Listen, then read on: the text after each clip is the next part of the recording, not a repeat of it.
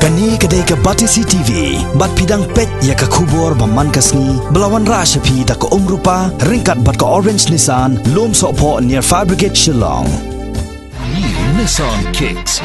Bookings open now.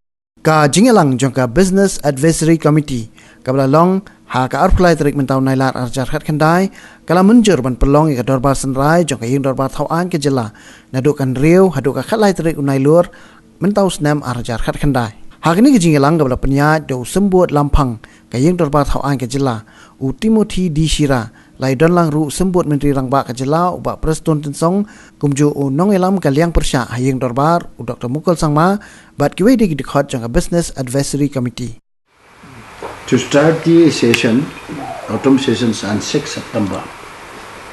I will continue to 13 September. So 6 days session will be there.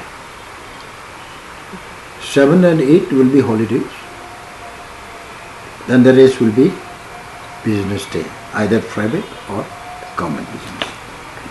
As per our program we have discussed now, the 9 will be private members business, and then 11 will be 10 will be government business, 11 will be private, 12 will be private, and 13 will be government. So we have considered giving more time to the private member business this time. We should give enough time to the opposition also. That is the main consideration for giving more time for the private member business.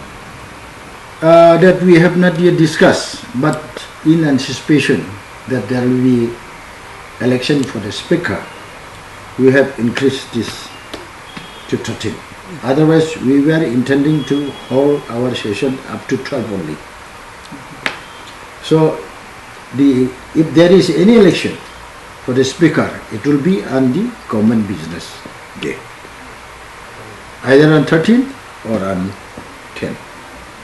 You see, when there is no speaker, deputy speaker will assume all the charges, assume all the powers, and act as a speaker. So it's not necessary that speaker should be there, because deputy speaker is also elected one, and it is not like other government offices.